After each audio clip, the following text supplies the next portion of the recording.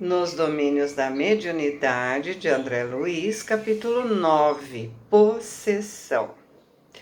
O cavalheiro doente, na pequena fila de 4 pessoas que haviam comparecido em busca de socorro, parecia incomodado, aflito.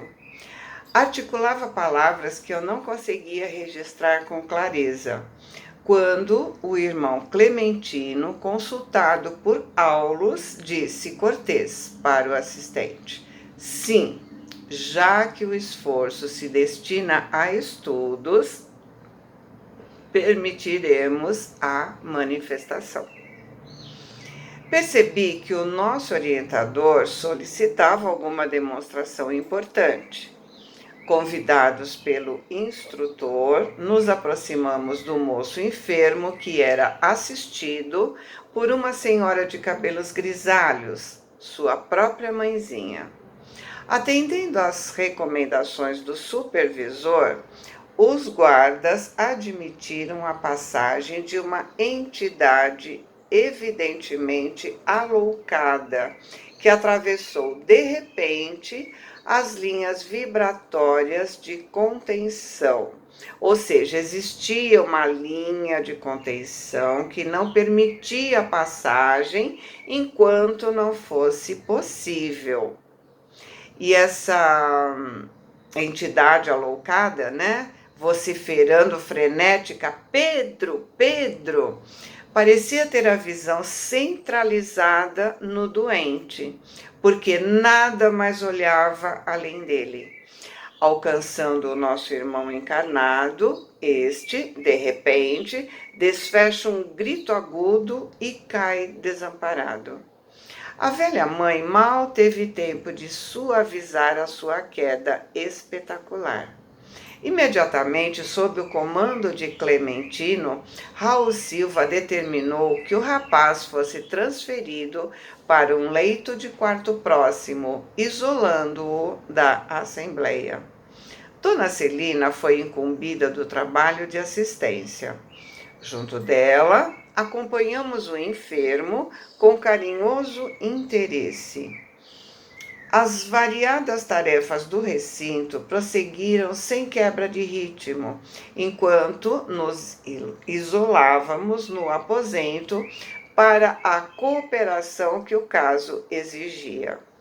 Pedro e o obsessor que o enforcava pareciam agora fundidos um no outro. Eram 2 contendores engalfinhados em luta feroz.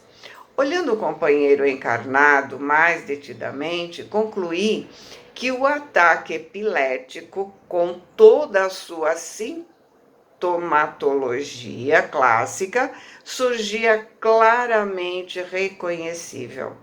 O doente trazia agora a face transfigurada por indefinível palidez. Os músculos estavam tensos, contraídos, e a cabeça, exibindo os dentes cerrados, se mostrava fletida, dobrada, né, para trás, enquanto que os braços pareciam 2 galhos de arvoredo quando retorcidos pela tempestade.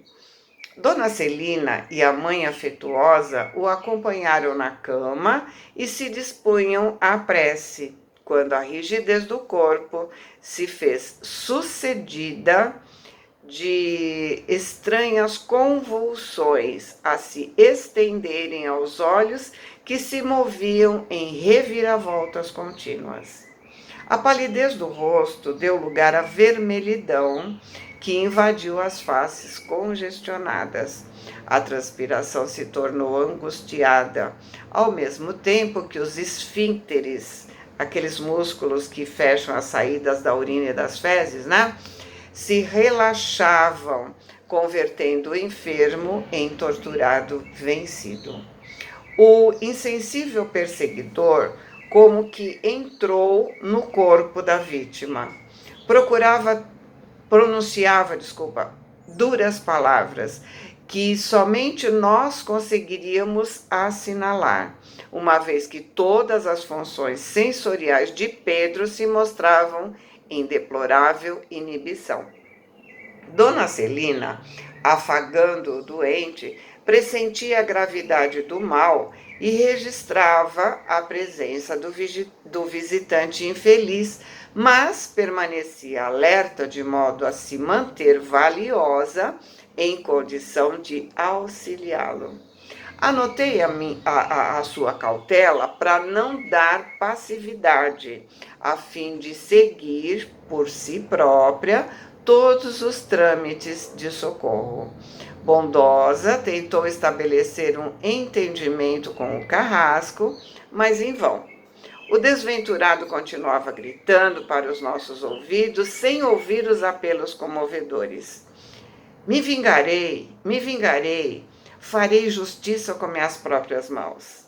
Repressões injuriosas se apagavam na sombra, porque não conseguiam se exteriorizar através das cordas vocais da vítima a se contorcerem.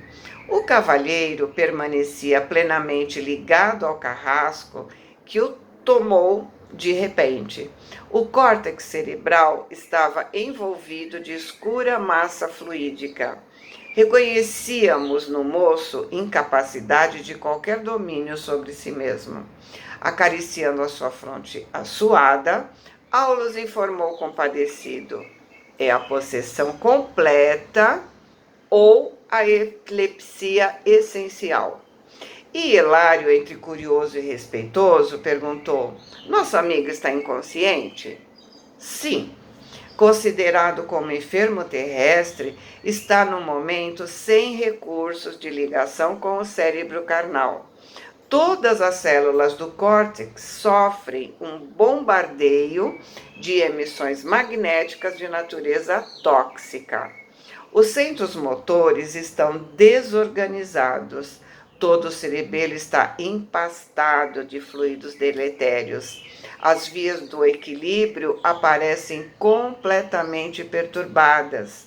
Pedro, temporariamente, não dispõe de controle para se governar, nem de memória comum para marcar a inquietante ocorrência de que é protagonista. Porém, acontece no setor da forma da matéria densa, porque em espírito está arquivando todas as particularidades da situação em que se encontra, para enriquecer o seu patrimônio, né, o patrimônio das próprias experiências. Então, ele está descrevendo uma possessão. Hoje não se usa mais esse termo, né? Porque ela dá uma ideia de posse. Então a gente diz subjugação. Ele está dizendo que nessa encarnação ele não tem lembrança, mas elas estão sendo guardadas em sua alma porque elas são de utilidade. Ali ele está tendo um aprendizado que mais para frente ele vai entender. Olhei sensibilizado o quadro triste e perguntei com o objetivo de estudo. Uma vez que nos achamos defrontados por um encarnado e um desencarnado, unidos um ao outro, apesar da dolorosa condição de sofrimento em que se caracterizam, está lícito considerar o fato sob nosso exame como sendo um transe mediúnico? Embora ativo na tarefa assistencial, o instrutor respondeu: sim, presenciamos um ataque epilético, segundo a definição da medicina terrestre. Entretanto, somos obrigados a identificá-lo como sendo um transe mediúnico de baixo teor. Por quê? Verificamos aqui a associação de duas mentes desequilibradas que se prendem às teias do ódio recíproco. E olhando o par de infelizes em contorções, acrescentou: nessa aflitiva situação, Pedro se encontra nas regiões inferiores antes da presente reencarnação, que constitui uma bênção para ele. Por muitos anos, ele e o adversário rolaram nas zonas purgatoriais, em franco duelo. Agora melhorou. Como ocorre em muitos processos semelhantes, os reencontros de ambos agora são mais espaçados, dando oportunidade ao fenômeno que observamos, em razão de o rapaz ainda trazer no corpo perispirítico, provisoriamente lesado, os centros importantes. Então, apesar da dificuldade, daquele quadro triste de epilepsia, o quadro era pior no plano espiritual. O encontro entre eles agora é periódico, enquanto que lá no plano espiritual era constante, né? E ele continua, né? Nesse ínterim, percebendo a dificuldade para atingir o obsessor com a palavra falada, Dona Celina, com o auxílio do nosso orientador, formulou vibrante prece, implorando a compaixão divina para os infortunados companheiros que ali se digladiavam inutilmente. A prece dela foi para os dois, obsessor e obsediado. Os dois necessitavam de ajuda, né? Os dois nas mesmas condições. As frases da venerável amiga libertavam jatos de força luminescentes a saltarem de suas mãos e a envolverem em sensações de alívio os participantes do conflito. Vimos que o perseguidor, como se houvesse aspirado alguma substância anestesiante, se desprendeu automaticamente da vítima, que repousou, enfim, num sono profundo e reparador. Guardas e socorristas conduziram o obsessor semi-adormecido a um local de emergência. E enquanto Dona Celina dava um pouco de água fluidificada à mãe do enfermo, chorosa e assustada, retornamos à conversa cordial. Hilário perguntou atencioso: apesar da carga doentia que suporta na atualidade, devemos aceitar o nosso Pedro na categoria de médium? Pela passividade com que o inimigo desencarnado reflete, será justo tê-lo nessa conta. Mas precisamos considerar que antes de ser um médium, na acepção comum do termo, é um espírito endividado a se redimir. Mas não poderá pensar do próprio desenvolvimento psíquico? O assistente sorriu e observou. Desenvolver quer dizer retirar do invólucro. Desenvolver, né? Fazer progredir ou fazer produzir. Então, é razoável que Pedro, antes de tudo, desenvolva recursos pessoais no próprio reajuste. Não se constroem paredes sólidas em bases inseguras. Portanto, necessitará curar-se. Depois disso, então... E meu colega objetou: se é assim, não será infrutífera a sua frequência a esta casa? De modo algum. Aqui ele recolherá forças para se refazer, assim como a planta raquítica encontra estímulo para a sua restauração no adubo que lhe oferecem.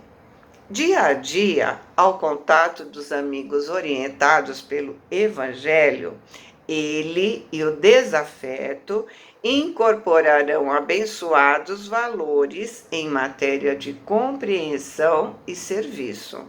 modificando gradativamente o campo de elaboração das forças mentais.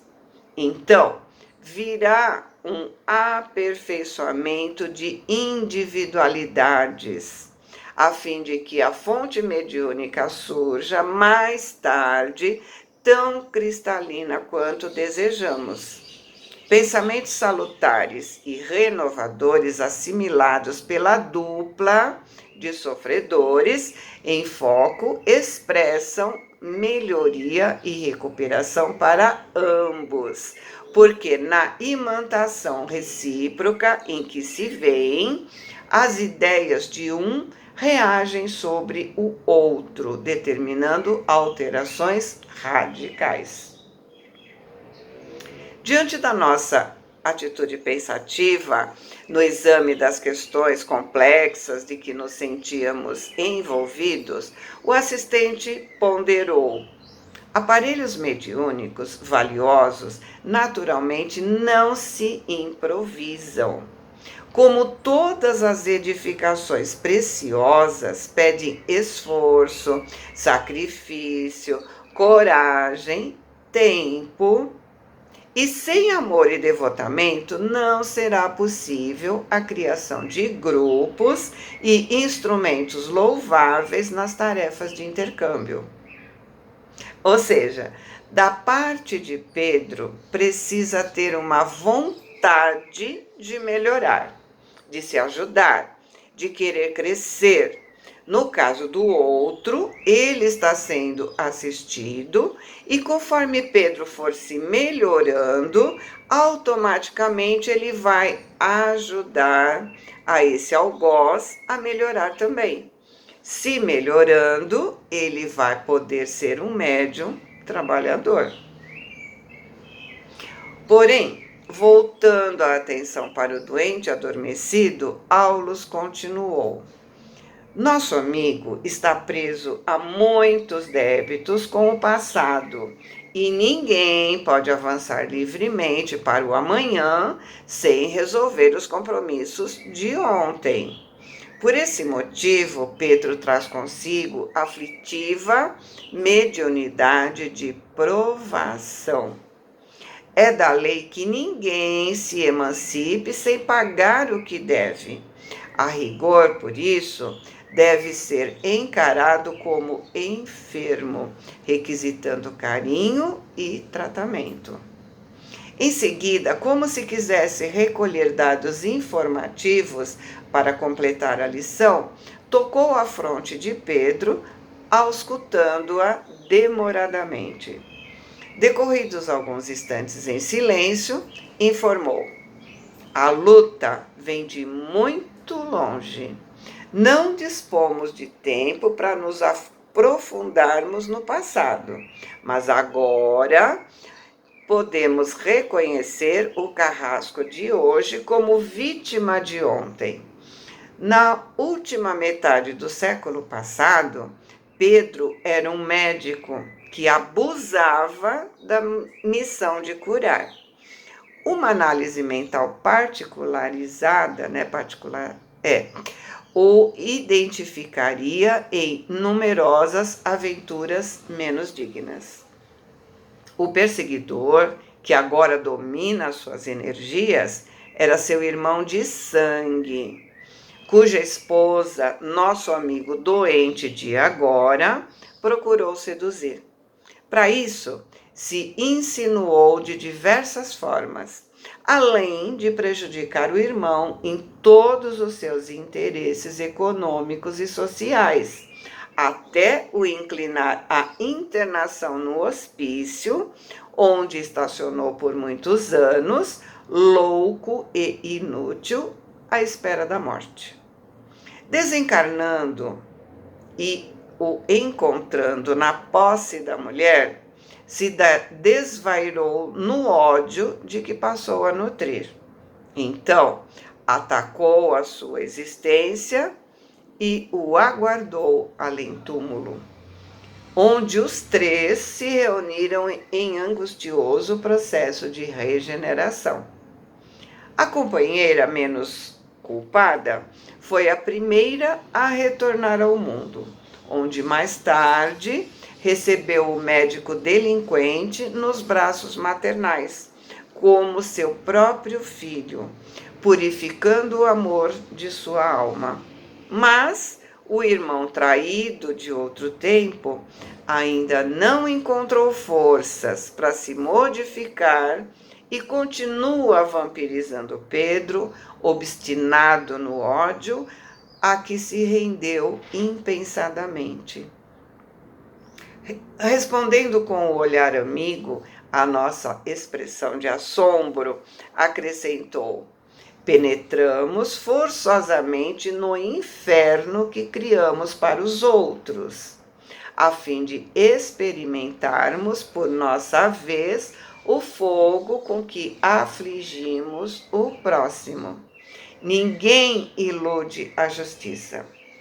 As reparações podem ser transferidas no tempo, mas são sempre fatais. O que a gente chama de lei de ação e reação, né? Ou como a gente fala, a semeadura é livre, mas a colheita é obrigatória, né? O ensinamento era simples, mas a terrível situação do enfermo fatigado e triste nos infundia justificável espanto. Estudando sempre, Hilário considerou: mas, se Pedro ainda é um médium torturado, que poderá fazer num agrupamento como este? O instrutor sorriu e respondeu: o acaso não consta dos desígnios superiores. Ou seja, não existe acaso, não existe coincidência. Se ele está ali, né? Então, não nos aproximamos uns dos outros sem razão. De certo, nosso amigo possui aqui ligações afetivas do passado com o dever de auxiliá-lo. Se agora não pode, desse modo, ser um elemento valioso no conjunto, pode e precisa receber a ajuda fraterna, imprescindível ao seu justo reerguimento. Todos nós somos devedores e estamos ligados numa rede. Nunca se esquecer disso, né? Mas ele se curará em tempo breve? André perguntou, né? E Aulos respondeu sereno: quem sabe? E com grave entorno de quem pesa a substância das próprias palavras, prosseguiu: isso dependerá muito dele e da vítima com quem se encontra endividado. Então, vamos lembrar que eles estão caminhando juntos, né? E ele continua: a assimilação de princípios mentais renovadores determina mais altas visões da vida.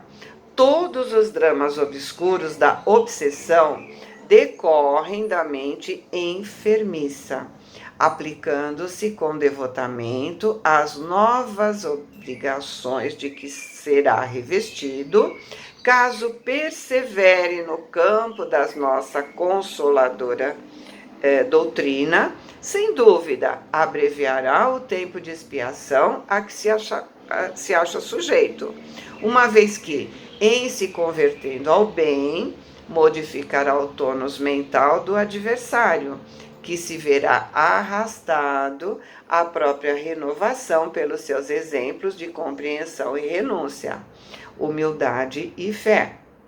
Ainda assim, depois de se extinguirem os acessos de possessão, Pedro sofrerá os reflexos do desequilíbrio em que se envolveu, a se exprimirem nos fenômenos mais leves da epilepsia secundária, que por algum tempo surgirão diante das simples recordações mais fortes da luta que vem atravessando, até o integral reajuste do corpo perispirítico. E Hilário, aflito, perguntou: e isso é trabalho de longa duração? Aí o nosso interlocutor estampou significativa expressão fisionômica e ponderou: quem poderá penetrar a consciência alheia? Com o esforço da vontade, é possível apressar a solução de muitos enigmas, a reduzir muitas dores. O assunto, porém, é de foro íntimo. Entretanto, estejamos convencidos de que as sementes da luz jamais se perdem. Os médiuns que hoje se enlaçam a tremendas provas, se persistirem na plantação de melhores destinos, se transformarão em valiosos trabalhadores no futuro,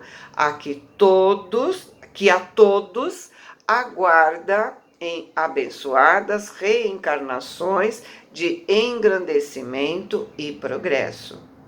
E diante da nossa admiração, concluiu: o problema é de aprender sem desanimar e de servir ao bem sem esmorecer. Então, o tempo sempre depende o quê? Do nosso livre arbítrio. Não existe acaso, não existe coincidência, não existe injustiça. Tudo que nos acontece é merecimento. É consequência de algo que fizemos em alguma encarnação. E, portanto,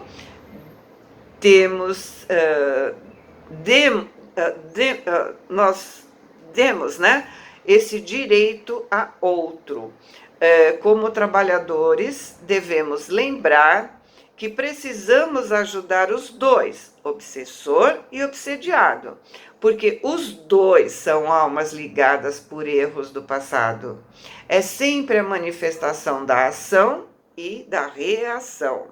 O desencarnado só vai conseguir ser desligado do encarnado quando o encarnado melhorar. Aí o desencarnado receberá auxílio do plano espiritual com mais facilidade. Então, aqui tem um monte de coisa para a gente pensar, né? Para a gente rever, para a gente analisar, né? Tanto em trabalho como na vida da gente. E assim, né? André tendo terminado o capítulo, nós vamos aguardar o próximo. Boa semana, fiquem com Deus, amo vocês.